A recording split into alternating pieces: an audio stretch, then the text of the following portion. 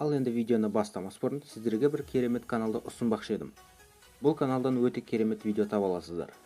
Сіздерден керегі тек подписаться кнопкасын басып, және де колокольчикті басып кетуді ұмытпасаңыздар деймін. Лайк басамыз. Ал ендеше біз видеоны бастайық.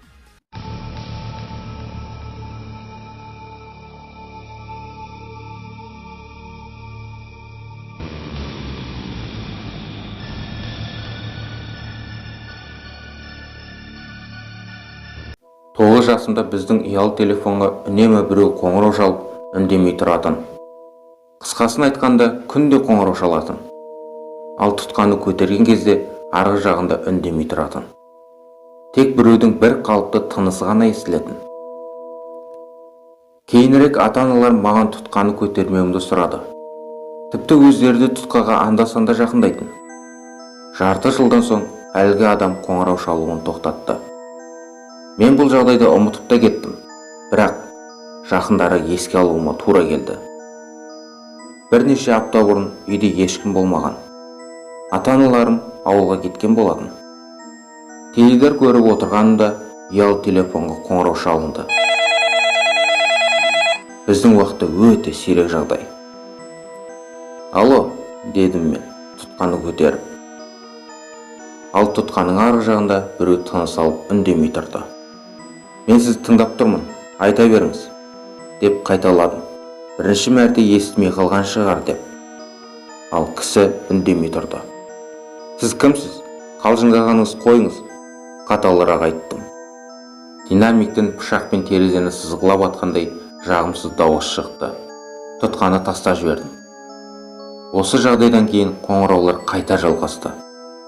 Тек мен ұялы телефонды қуат көзден ажыратқаннан кейін бөлменің іші тынышталып қалды. Бірден ойыма кішкентай кезімдегі түсініксіз қоңыраулар түсті. Бұның бәрінен қорыққандықтан ғаламторға кіріп өлең тыңдадым. Қорқынышым басылып қалғандай, кейін көк шай ішіп ұйқыға жаттым.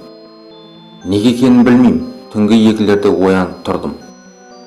Бір ерекше сезім, бөлмеде біреу бар секілді. Тұруға қорқып, бетімді жастыққа басып жатып алдым. Қайтадан ұйықтай бастадым. Бірақ тағы да сол тұтқадағы дауысты естідім. Пышақпен терезені сызып тұрғандай. Дауыс терезе жақтан шықты. Мен орнымнан атып тұрдым да бірден қуат көзін жақтым. Терезеге қарасам, толықтай сызылып қалған. Ата-аналарым үйге азанға таман келді. Мен оларға болған жағдайды айтып бергенімде маған сұрақ қоймастан сенді. Соған қарағанда бұрынғы қоңырау естерінде секілді. Әкем ұялы телефонды мүлдем өшіріп тастады. Бәрібір бәрінде өз қалта телефондары бар.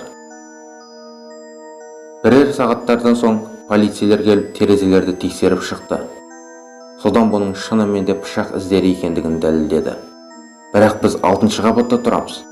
Және менің бөлмемде балкон жоқ. Қазірше түсініксіз еш нәрсе болып жатқан жоқ. Сонда да түнге таман өте қорқынышты.